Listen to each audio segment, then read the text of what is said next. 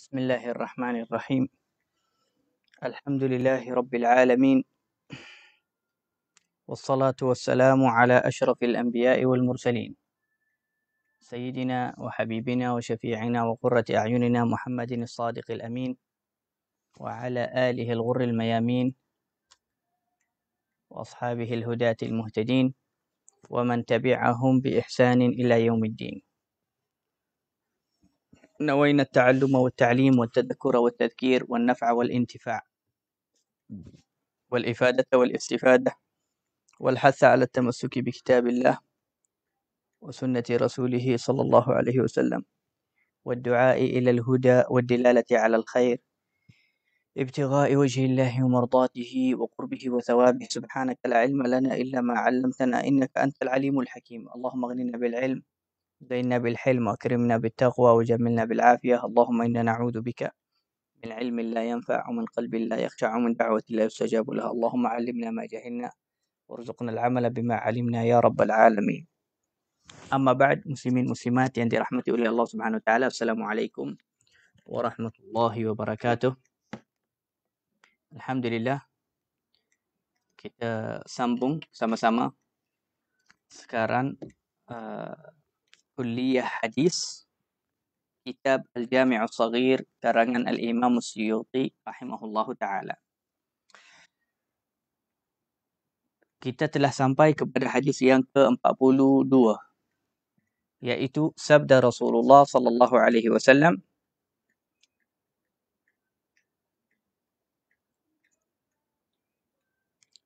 ibtadiru al-adhan wa la tabtadiru al-imamah.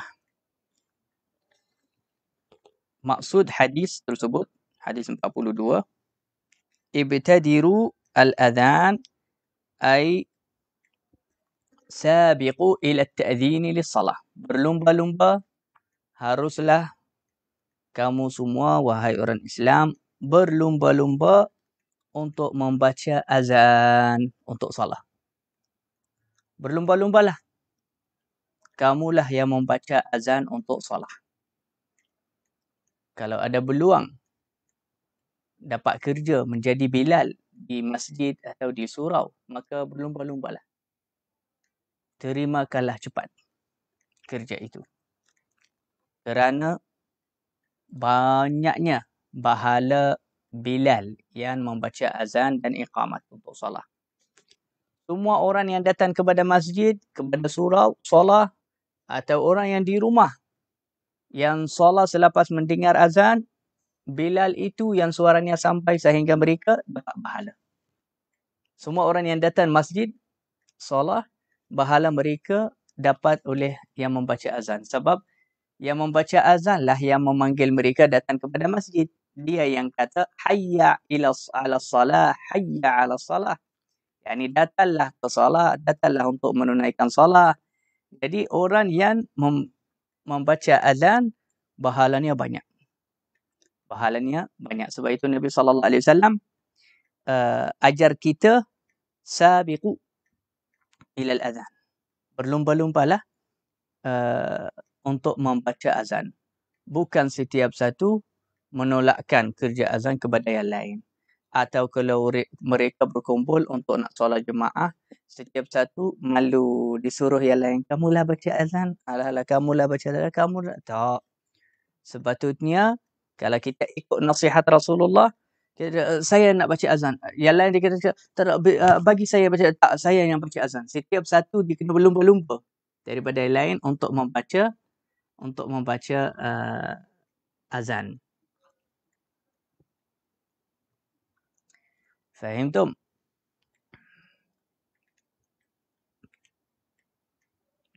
Tapi tak mesti syekh dari mana. Kalau ada orang komen, jawablah saya dari mana. Biarlah orang komen, tulis saya dari mana. Baik. Jadi maksud hadis yang ke-42, Nabi SAW ajar kita berlumba-lumba, bersungguh-sungguhlah kita yang membaca azan untuk salah. Alhamdulillah. Dah jawab dari Yaman. Ada orang dah tulis dari Yaman, bagus lah. Alhamdulillah. Terima kasih, bagus. طيب وسارعوا إليه ندبا والبدار المسارعة ولا تبتدروا الإمامة. Ajib. Tapi Rasulullah SAW dia kata, tapi janganlah berlumba-lumba nak jadi imam. Kalau untuk imam, kalau boleh serahkanlah kepada yang lain. Kalau perkara tu imam, nak jadi imam solat, kalau boleh bagilah yang lain. Jangan kamu yang berlumba-lumba untuk menjadi imam dalam solat.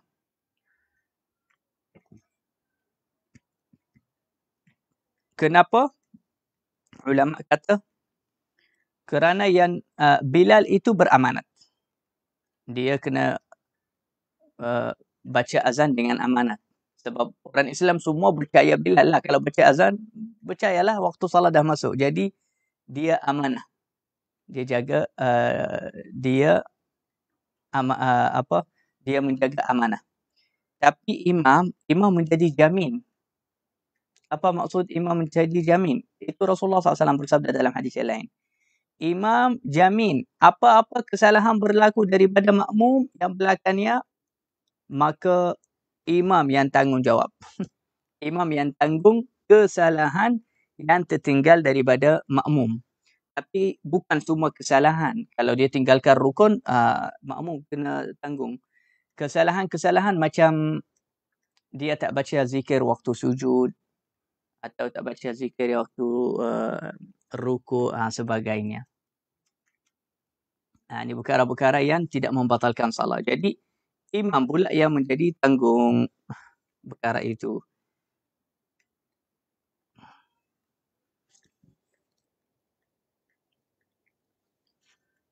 Allah. Alhamdulillah. Alhamdulillah dah tahu. Okey. Assalamualaikum Ustaz. Waalaikumsalam warahmatullahi wabarakatuh. Jadi hadis ini kesimpulannya, kita disunahkan oleh Rasulullah untuk belum berlumba untuk menjadi Bilal baca azan.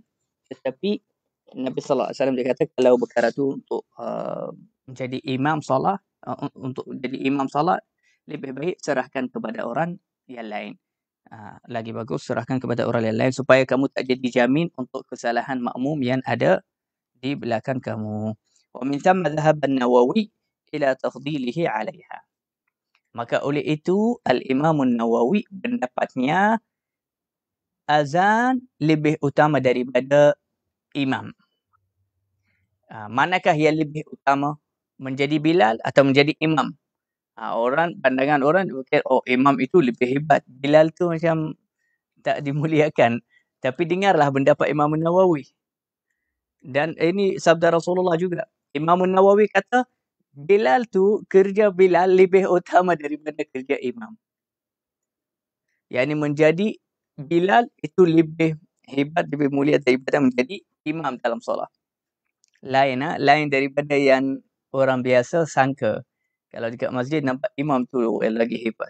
Bilal tu kadang-kadang orang tak mulia. Sebenarnya dalam syariat, Bilal tu yang lebih mulia. Yang lebih utama daripada imam.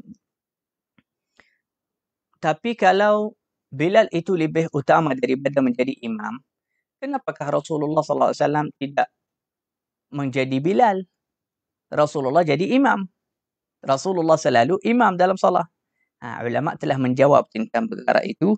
Mereka kata Rasulullah SAW sibuk. Bilal ini, macam di zaman dahulu, kerja Bilal tu setiap waktu dialah yang kena cek waktu. Bukan macam zaman sekarang. Macam zaman sekarang, Alhamdulillah, macam pejabat agama dah siapkan. Untuk 1 tahun dah siap dah. Bila waktu salat, bila keluar, bila masuk. Jadi Bilal hanya tengok jadual. Tapi Bilal zaman dahulu, mereka yang kerja mereka cari waktu juga. Yang ini pastikan setiap kali masuk waktu salat, mereka lah yang cari waktu salat. Jadi, dan perkara tu belum masa. Dan Rasulullah SAW tak ada masa untuk itu. Sebab itu Nabi SAW tidak menjadi Bilal. Ini jawapan kenapa Rasulullah tidak menjadi Bilal tapi jadi imam. Sebab kerja Bilal itu kerja yang perlu masa panjang. Dan Rasulullah SAW tak ada masa. Rasulullah sibuk dengan jihad, sibuk dengan dakwah, sibuk dengan perkara-perkara yang lain. Macam tu juga khalifah-khalifah Islam seperti Sayyidina Abu Bakar, Sayyidina Umar dan khalifah-khalifah yang lain. Kerana mereka sibuk dengan mengurus kerajaan Islam, mengurus khilafah. Sebab itu Sayyidina Umar bin Al-Khattab, dia berkata, kalau bukan aku khalifah, kalau bukan aku pemimpin Islam, aku akan menjadi Bilal di Masjid Rasulullah. Yani dia yang baca azan, baca iqamat untuk salat, untuk orang Islam datang solat di masjid. Jadi Sayyidina Umar bin Khattab dia kata, kalau aku tidak sibuk dengan khilafah, dengan kerajaan, urus kerajaan, saya akan jadi Bilal. Saya nak jadi Bilal, tak nak jadi imam. Jadi kita kena ajarlah anak-anak kita, kita ajarlah remaja-remaja yang kadang-kadang rasa malu nak baca azan atau diserah kepada yang lain. Tidak. Kita berlumba-lumba dengan yang lain seperti mana Rasulullah suka dan Rasulullah suruh. Wahakadha. Ini hadis yang ke-42. Hadis yang ke-43. Hadis yang 43. Rasulullah sallallahu alaihi wasallam bersabda, hadis ini daripada Ibnu Umar radhiyallahu anhu, dia kata Rasulullah sallallahu alaihi wasallam bersabda, ibtaghur rif'ata 'inda Allah tahlumu 'amman jahala 'alaika wa tu'ti man haramaka.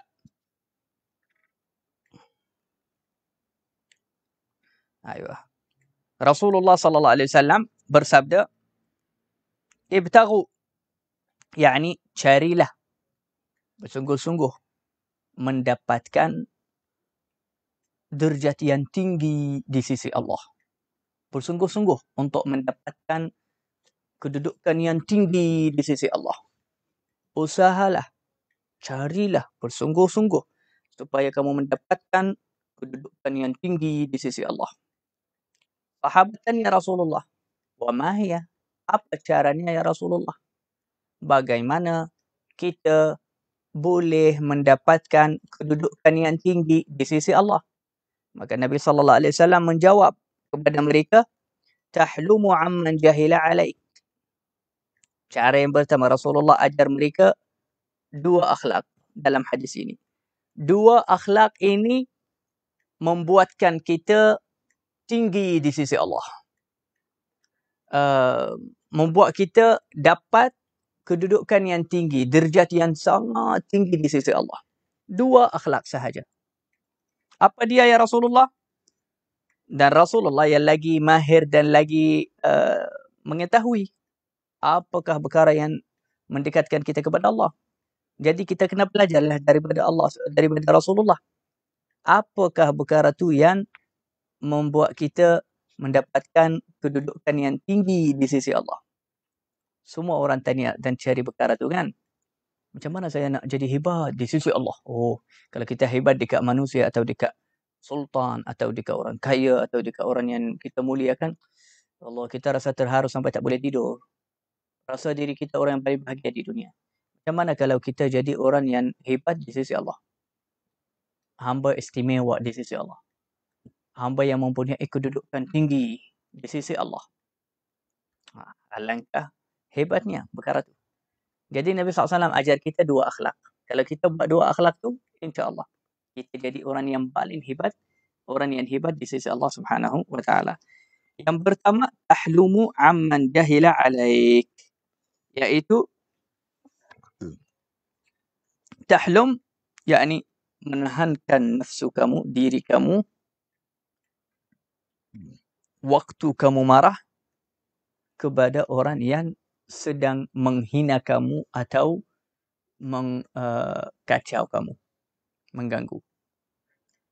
Ketika orang mengganggu kamu dan nafsu kamu dah naik angin, marah, waktu itulah kamu boleh dapat beli kedudukan tinggi di sisi Allah.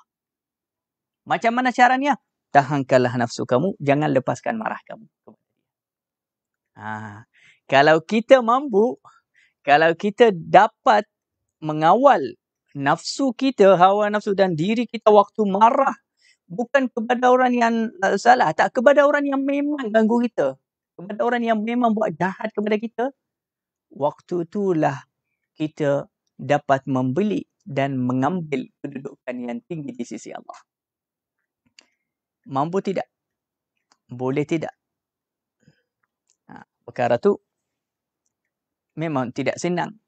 Orang hina kita, orang carut kita, orang ganggu kita, tapi dan kita dah marah, kita boleh balas kepadanya. Tetapi tiba-tiba kita boleh kawal nafsu kita. Subhanallah.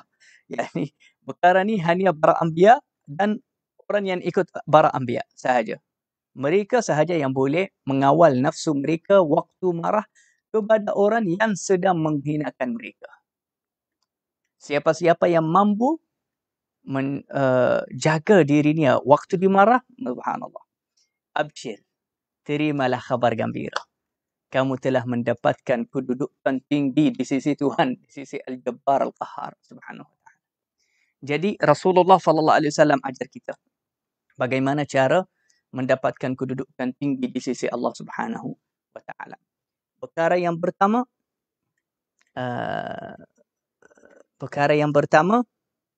tahlumu amman jahila alaika, iaitu menahankan nafsu kamu waktu dimarah kepada orang yang sedang melakukan jahat kepada kamu. Okey, akhlak yang kedua, sifat yang kedua yang diajar oleh Rasulullah dalam hadis ini, Rasulullah SAW bersabda, wa tu'ti man haramaka, dan kamu memberian nafkah, hadiah, sedekah kepada orang yang mengharamkan kamu daripada memberiannya. Yakni dia tidak memberi hadiah kepada kamu, tapi kamu boleh bagi hadiah kepada dia. Dia tidak mengucap salam kepada kamu, kamu boleh ucap salam kepada dia. Dia tak buat itu dengan sengaja tau. Dia tidak membuat itu dengan niat pandang rendah kepada kamu, hina kepada kamu, dan dia benci, dia tak nak melakukan silaturahim dengan kamu. Tetapi kamu teruskan silaturahim dengan dia. Hantar, kalau ada rezeki lebih, hantar kepada dia hadiah. Ada makanan, kadang-kadang beli makanan, hantar kepada dia. Walhal dia tak pernah bagi kita makanan. Dia tak bagi kita hadiah. Dia tak bagi kita apa-apa hadiah pun memberian daripadanya. Tapi kita bagi kepadanya. Subhanallah. Perkara itu Nabi SAW dia kata akan membuatkan kita mendapatkan kedudukan tinggi di sisi Allah. Sebab apa? Sebab amalan itu sangat berat sebenarnya. Tidaklah semua orang boleh menunaikan amalan itu. Amalan itu berat atas nafsu. Nafsu kita banyak ada sombong, ada kibir, ada hati kita yang tak rasa tenang kepada orang yang hina kepada kita. Maka kalau kita boleh, hati kita bermurah, senang, boleh memberian atau perkara yang baik atau hadiah kepada orang yang haramkan kita daripada hadiahnya dan memberiannya, perkara itu sangat-sangat hebat dan mulia di sisi Allah Subhanahu wa ta'ala.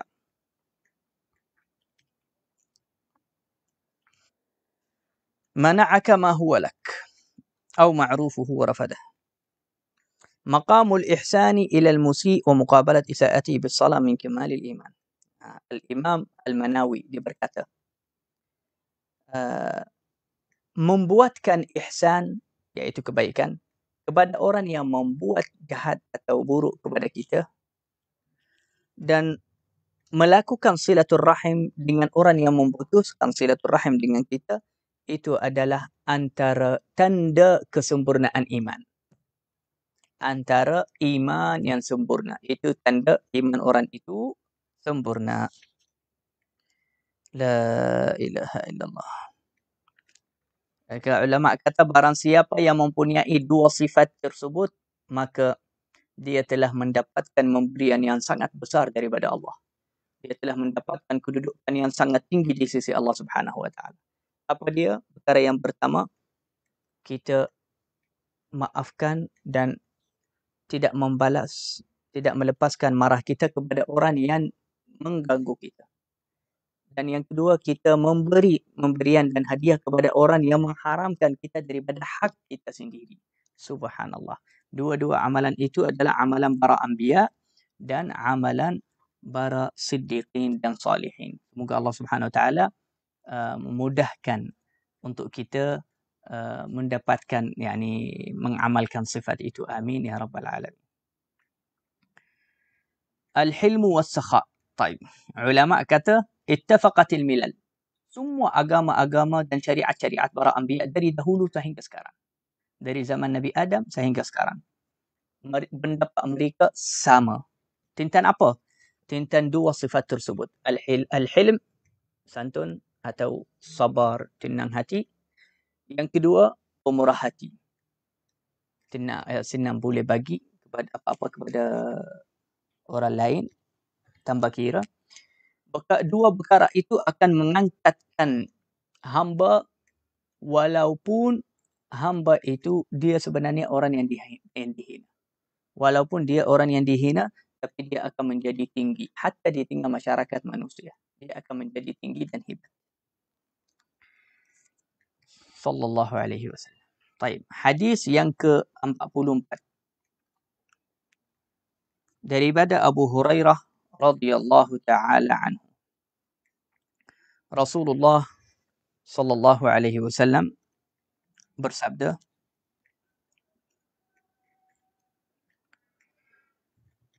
ibtaghul khaira 'inda hisanil wujuh. Ibtaghu al-khair 'inda hisan al-wujuh. Ibtaghu yakni utlubu. Carilah dan mintalah hajat kamu atau selesaikanlah usaha untuk menyelesaikan hajat kamu di sisi atau melalui orang yang mukanya atau wajahnya indah, handsome, cantik. Apa maksud hadis tersebut?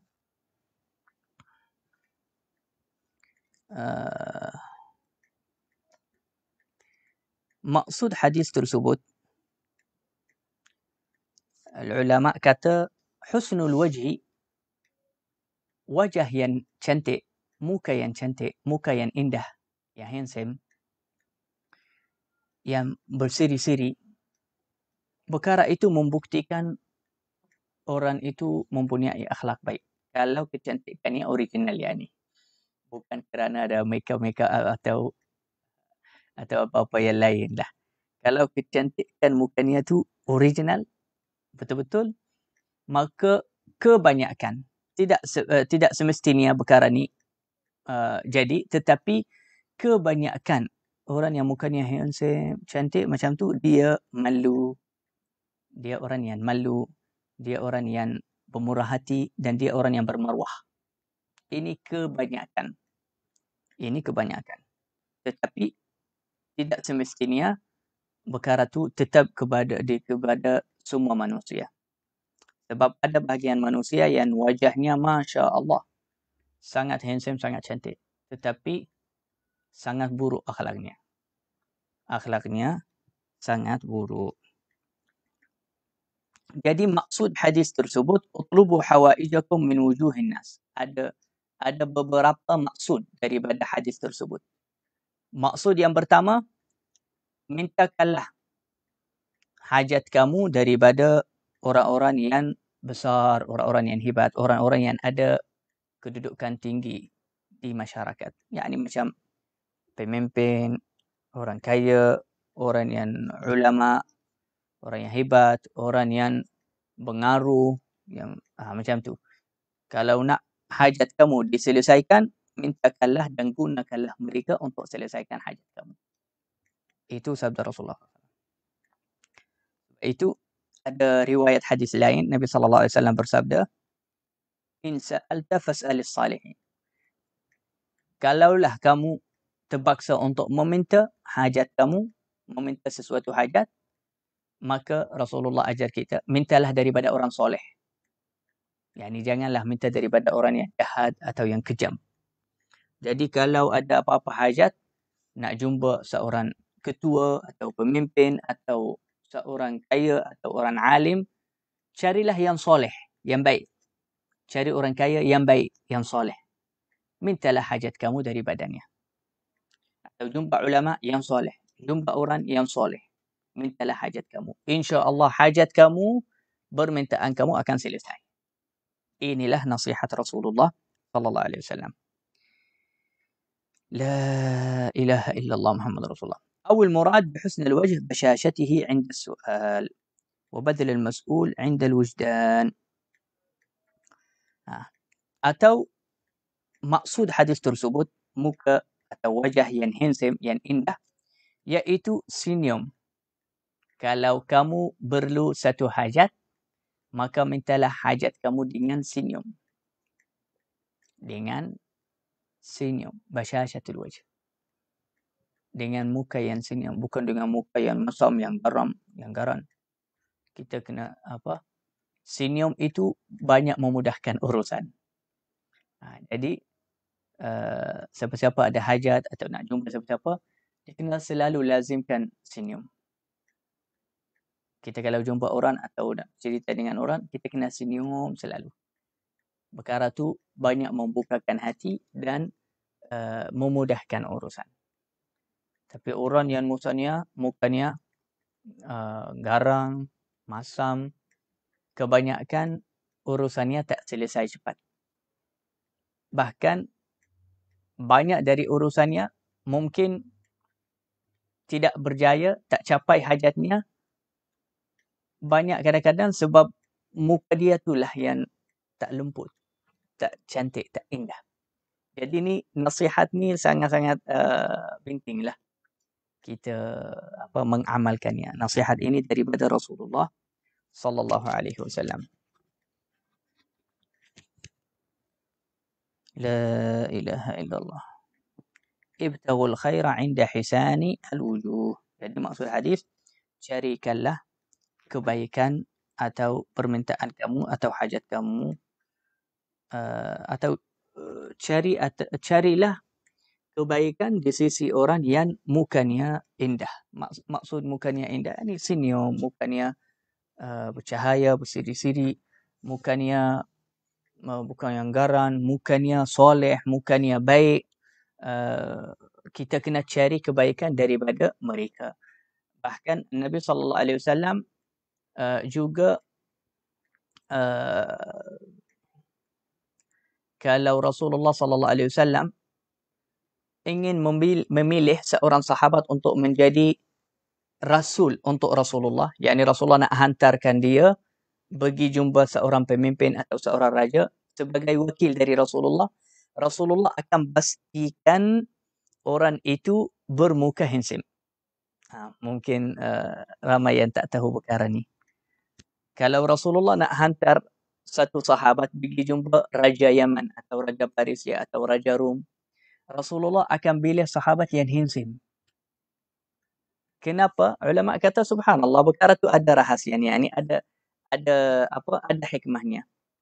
Kerana orang yang mukanya handsome, indah, cantik, perkara tu yakni membuatkan hajat itu lebih dicapai, hajat kita lebih ditunaikan permintaan atau perkara itu. Yakni itu antara cara hikmah Rasulullah SAW. Tidaklah memilih orang yang muka dia buruk atau pakaian dia buruk atau akhlak dia garang. Nabi SAW akan pilih sahabat yang senyum, yang muka dia handsome, pilih dialah yang jadi mengganti Rasulullah SAW untuk menghantarkan satu mesej kepada orang lain. Menyenangkan, mudah urusan betul. Juga bukan itu sahaja, bukan hanya Rasulullah kalau nak hantar orang, Rasulullah akan pilih orang yang handsome, yang cantik. Bahkan Rasulullah suruh sahabatnya juga buat begitu kalau mereka nak hantar siapa-siapa kepada Rasulullah. Rasulullah SAW bersabda dalam hadis yang lain kepada sahabat, "Idza arsaltum ilayya rasula falyakun hasanal wajhi hasanal ism."